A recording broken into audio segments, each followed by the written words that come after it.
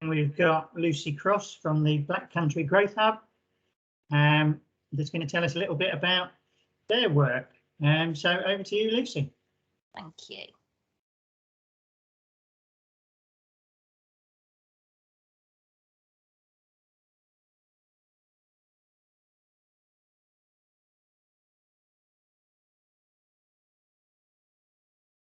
Perfect. So yeah, thank you for joining today.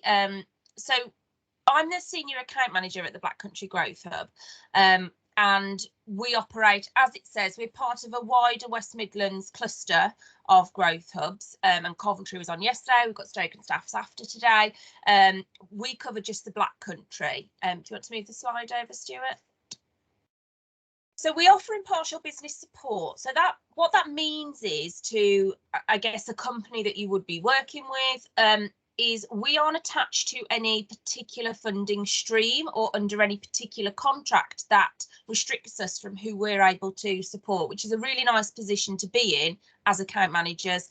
So it doesn't matter what size or sector the business operates in. It doesn't matter if they are currently in a challenging situation, if we consider the last couple of years and they maybe are suffering from operating at a loss, for example, we can still step in and see what support is available. As long as they're based in one of our local authority areas, we can support them. So we have very active social media channels, and we update with all our partner products and what we're doing throughout the day, daily, whether we're working or not. We've got a great marketing officer that does all that for us. We actually set up under a new structure a few years ago. So compared to others, we're a relatively new business development team, in a sense that all of our business development officers, all of our account managers are experienced within the business support environment, particularly within the Black Country. However, as a team, we can now answer inquiries, whereas before it might have just been a navigation type situation. We can offer a more whole-rounded approach to that inquiry that comes through. There is a national helpline for growth hubs, which we are a part of that as well. We've got an email contact service and we've got our direct numbers, and all customers are welcome to any of those. We have a wide partnership network, so we try to communicate information via that partnership network. We do find, though, that obviously the best way is to hear from people directly, just like today. So we operate regular partner briefings. So we bring in some of the partners, whether it be a Help to Grow local authority, manufacturing growth programme. It could be any partner that's operating within our ecosystem in the Black Country. We invite them in bi-monthly, and we hold partnership briefings, and those briefings are not for businesses, they are for any authority that is working with businesses, so that you are kept up to date with what the latest support offers are. It just helps you when you're talking to businesses, really. And our website is constantly updated on a daily basis with the ever-changing support that's out there. So that's a good reference to turn to. Next slide. So what types of support can we offer? So, I mean, it goes on forever. And as I said in the last slide, the support needs are changing on a daily basis, depending on what the current climate looks like for businesses. And in the Black Country particularly, you know, we have quite unique challenges. We have very traditional businesses that are operating in an environment that is not exactly suitable for net zero, as an example. You know, we have lots of furnace type businesses, and they call them quite dirty trades, where, you know, that's just the environment they work in. And so the challenge of something like net zero is quite frightening for them, with everything else that's going on as well. So we have to be aware of everything that's going on. But we offer finance, so I'm the access to finance support, so people can come to us and we can make sure they're speaking to the right people. Sometimes it's not necessarily the answer you want to hear, as in, can I get a grant for this piece of machinery? The answer might be no, but let's look at other options. Actually, how else can we try and get you this? Whether it's a debt finance or an equity finance, there might be something else you hadn't even thought of. Have you looked into your tax credits? Can you get those back a little bit? So there's lots of things we look at in that area. Development and mentoring, that comes as a given. You get that as part of your account management. So as account managers, we support your business for the life of your business. You're not restricted to, for example, 12 hours of support. You get as much support as you need. So I have quite a few companies that ring me 2 or 3 times a day, just to run things by me, and that's absolutely fine. If I'm free, I will have a chat with you, and there's always follow-up work that we can do. I've mentioned Net Zero. We call her the Oracle, actually. She's our administrator. She's constantly looking into what help is available, whether it be advice and guidance or financial, and her big thing at the moment is Net Zero, because there's so much going on and it's quite a confusing platform to be looking on. We can support with marketing and branding. So if we can't do it ourselves and there isn't a funding program out there for it, we have a program which I'll talk about later, where we can put you in touch with a marketing expert, and we fund that, and you can get that support for the business. COVID-19, obviously an EU exit, they have to go on there. We're hoping we're sort of coming out the end of those inquiries, but it's been a massive focus. So within the Black Country Growth Hub and the all growth hubs, we compile weekly reports into bays to try and support the direction and conversations with local government, and that's really areas and conversations that are coming from our businesses in the area. I said earlier, every area has very different challenges for their businesses, so it's important that in the Black Country we might be a slightly smaller area than some others with regards to the number of businesses we work with. However, it's important our challenges are heard and addressed as well.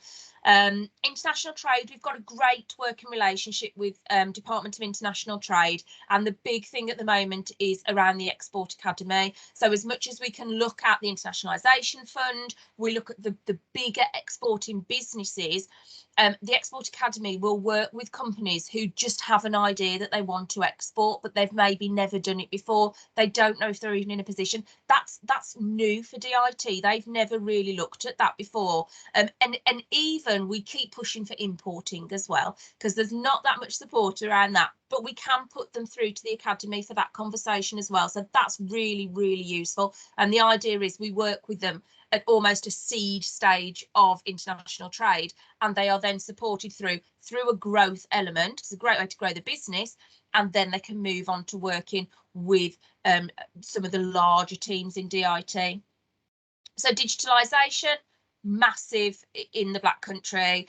Pre-COVID, this was quite frightening for a lot of our, I'm going to say, sort of engineering, manufacturing type businesses. The idea of digitalisation and advanced manufacturing, there were so many programmes out there that were European funded through the universities, and it was a hard sell to try and get these companies to understand how this would benefit their business. They've been trading this way for 60 odd years. They're actually ready for their exit plan. Why do they need to do this? What COVID has done is actually helped them change their mindsets in that area and realise that, yes, funding will always be an issue to implement this, but it will make the business more productive. Profits will grow, obviously, and it just supports that development of the business. Otherwise, they get left behind. So we're really here to support with that and to help them understand what it means for their business, because we can throw these words around like advanced manufacturing, like digitalisation, like innovation. Actually, what does that really mean for a business? Sometimes it can be very, very simple, and the conversation and plans those companies are already having is one of those categories. So that's where we try and kind of help them through a process to understand where they could maybe seek support through. And that slide just talks about some of the ideas, that the types of inquiries that we get. So obviously a growth hub, we're looking at growing the business. However, a pre-start business is not necessarily at a growth stage, but we do offer them the same support as we would offer an SME that is looking at substantial growth or is classed as a scale-up business. They all receive the same support. Recruiting apprentices or graduates, again, apprenticeships, huge, a massive forum for it. But how do you even start? What funding is out there? What financial support can you access? What kind of pastoral support's available? Because actually, when you think back to a Kickstart scheme, or I've previously worked in third sector where we would put young people through for opportunities of work experience, firsthand, I can say it's a challenge. It's not just about the funding element of it and the on-the-job training. It's the element of, actually supporting your apprentice to recognise what the process is for if they're poorly, and not spending the bus money in advance. They've still got to get to work. It's that kind of simple process, and that can be a challenge. So we support with what support's available there as well. Finding business property. So we've got access to all of the local databases. So yes, you've got the authorities that we can put you in touch with to make sure you're hearing of things, but we can access a database called CoStar, which enables us to find perhaps some of the more private properties as well. Procurement processes. So we have, talk about it later a little bit more, but we have produced our own aggregator, which is for supply and procurement opportunities. It covers thousands and thousands of opportunities, and it's free for you to access. So you go on our website, type in your sector and your area that you're interested in getting some supply opportunities for. And the idea of it is we actually want companies to be able to access and understand supply and procurement from a much earlier stage. So even some smaller scale businesses that have never really looked at procurement, if you're interested in that as a growth opportunity, you can go on there, find some opportunities, and we have got some experts that can help you with that procurement and an application process to get you tender ready. Even if it's a speculative proposal that you're writing, we can help fund that so that you've got that in place. So any companies that are looking at developing and growing, let's look at supply rather than can I have a grant to grow, because that's not going to aid you. It's not a sustainable growth option. We've talked about innovation. So actually, how do we implement those procedures? We don't tend to use the word innovation, because what does it mean?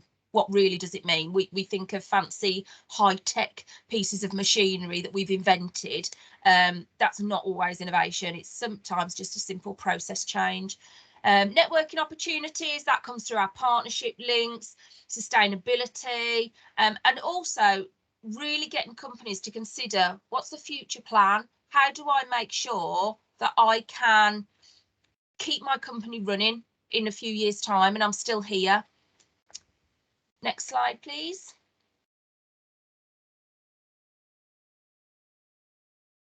So I mentioned access to finance already. So we also run finance workshops.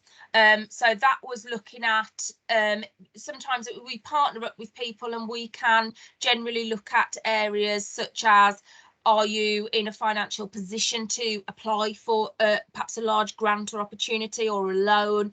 Can your company service a debt finance, for example? Lots of support around that. We have finance and competitiveness lead. So we run an access to finance board that is managed by our finance and competitive lead at the LEP. But actually they feed into all of the banks and any kind of finance organisation, including the British Business Bank. So that one's really important for us. And as I said earlier, finance options, regardless of what the size of the business is or what your circumstances, you may think the business can't access funding, but through the likes of Midlands Engine, there's lots of opportunities, including that innovation seed funding as well, that you can potentially get hold of. Next slide, please. So I mentioned the supply chain opportunities, and at the bottom of that slide, you'll see we've got that free resource for companies to access and search opportunities, no matter the size of the business. Now, anybody can access that. So even if you're working with a company, you can still access that. Constant stream of conversations with partners, businesses, is making sure we actually search that aggregator usually on a daily basis. As long as time allows, a member of the team will search the aggregator for local opportunities, and we contact companies that are on our CRM to see if they've heard of this opportunity, and to make sure that actually they're aware if something comes forward. We know our companies, the account managers will pass it out to the relevant businesses.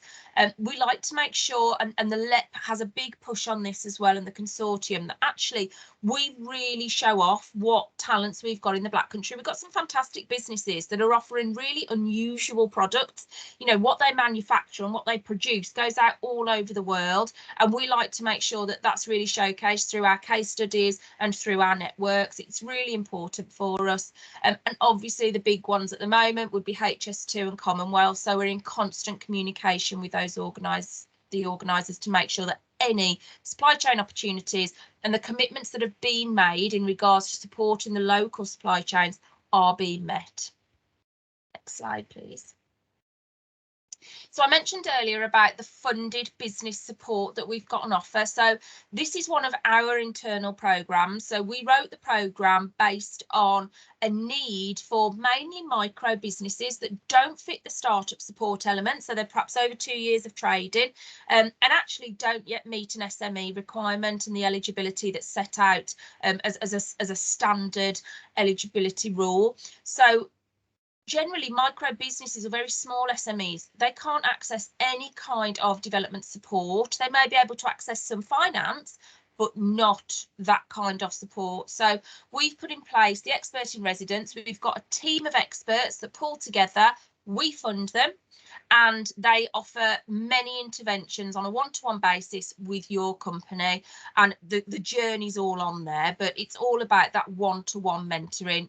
It's key for businesses. I've worked as a volunteers manager for Business Mentors in the past, and the benefit that companies receive from that one-to-one support is simply invaluable. So any company can be forwarded on. If you're not sure of their eligibility, just ask, because if we've still got some budget, we will put them forward if we think there's an area and potential for growth for them. Next slide. So a big one at the moment is obviously around upskilling staff and recognising that key skills gap. And in the Black Country, that skills gap is almost growing and it's hard to keep up with. However, there is a lot of support out there that actually companies aren't aware of.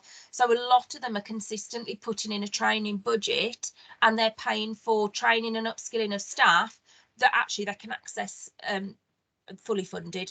So we will support them through our management of the company and supporting them through the development of the company as us as account managers, but also we can refer them over to suitable programs that will support the development internally. Now, obviously a big one at the moment is Help to Grow, and that is, there's a small fee to pay, but it's a fraction of what that's actually the value of the course, and those that have been on the programme say it's fantastic, and there's a very, very high rate of companies that start and finish the programme. But there's so much more out there, and the best thing is to remain in contact. There's things around diversity and inclusion, so we're a part of all of those schemes as well that recognise that kind of fair recruitment process, and so we can support businesses that are looking into that as well. Next slide, please. Okay, so we're sort of coming to the end of what we do, but some people just love stats. So I managed to get some stats in. They're not the most up to date because they're currently being put together for the next SLET report at the moment. But this really is just to kind of show you the types of inquiries we receive. So you see that the majority is SMEs, and that's increased by a lot. We always used to be high on startups, and it was for the Black Country, we had the most number of startup inquiries. However, it's gone to SMEs and micro, and that's probably down to the additional programmes that are being put in and support that's being put in for those types of businesses specifically. Obviously, manufacturing, we're always going to expect to be high within the Black Country because that's our area of expertise, really. One thing that probably has altered a little bit is the support intensity. So what we have recognised is the number of inquiries that we receive is starting to go down a little bit, but companies receiving medium to high level intensity has grown. And what that means for us is the companies that are coming through are receiving a lot more in-depth support. So to receive medium or high intensity, they're receiving over sort of 3 to 5 hours of work with that company, and that's through us directly. So you can just see that actually, yes, okay, maybe the number of inquiries has gone down, but that's because the quality of inquiries has gone up. So we are seeing companies coming forward now that have much more chance of survival, much more chance of growth, that type of thing. So for us, although some of them are red arrows going down, it's great because our key area is the medium and high, and actually that's what BAYs want to see. BAYs want to see that we are really spending a lot more time with companies, and that aids growth. We want to see those growing and having that potential for growth. and scale up. So for us, it's really positive, and the fact that development has gone up by nearly 250% from the previous quarter just shows the types of programs that are going into place for companies is definitely aiding growth for them. And I think the last slide is just some contact information really for us. So I suppose really just if there's any questions around anything that we've discussed today. Thank you very much, Lucy. That was really interesting, and like I say, ended on a page of stats where without the context, there's some red arrows, but there's lots of green ones, and it's, you know, where you actually want to focus your support through the growth hub. Yeah, I mean, as I say, historically we've always been startups, and therefore we had quite high numbers of inquiries. But the reality is that within our local business ecosystem, there's a lot of support out there for startups. So actually, they can be going directly to those organisations and getting that support. But for us to be getting more of the SMEs and the larger SMEs coming through to us is great, because those are the ones that actually at this particular time and climate we can really work with. So for us, that's really positive. So has anyone got any questions for Lucy? I can't see any in the chat. So either put your hand up or type something in the chat while we've got a few minutes left of Lucy's time. One of the things that I wanted to ask about, you mentioned at the start about the sort of networking events that you run with colleagues. Is that something that you engage with the local authority regulators in and get them as part of that? So historically, no, but I think obviously because BBFA's come back up again now, and we've sort of had a lot more conversations, I definitely think that it would be useful. Number one, that each from each local authority, they'd get an invite, but perhaps to even try and bring it in, because I think, you know, when we're talking to the different organisations that are delivering business support, it's equally as important that they know who to contact in the regulatory teams as well. So I think that's definitely something we should be looking at booking in, and I can get Wayne on our team to contact you about that, because I think that would be really useful. Yeah, and we've just had Shane in the chat say that they're keen to establish links with Sandwell Environmental Health. Okay, yes. So that's a nice takeaway for you. Obviously, you've had your details posted and in the session. And hopefully the two of you can make contact and start sharing the learning and the collaboration that a lot of this is all about. Definitely, that'd be really good, yeah. So thank you for that, Shane. If anyone else has got any questions, please do so. The other thing I personally was interested in when you were talking about your export academy and the import thing, obviously that's a bigger thing now we've left Europe. So that sounds like a really great offering for definitely with startups and a growth opportunity. Yeah, it's, I mean, as I say, historically it's always been, you've got to be of a certain size, you've got to have done a certain level of exporting to be able to access that one-to-one support with DIT. And, you know, we've gone back time and time again and said, these aren't the companies that we're working with. If they've got that in place, they've probably got a team. So actually, we want early stage, and it does sound fantastic. So we're seeing some really good results coming from that. Yeah, that's brilliant. And as I say, get the info over. Yeah, sounds great. I think my connection died there for a second. James put his email in the chat, so hopefully the two of you can connect after the event and start building those links for the benefit of everyone. Definitely, yeah. I'll contact now. Brilliant.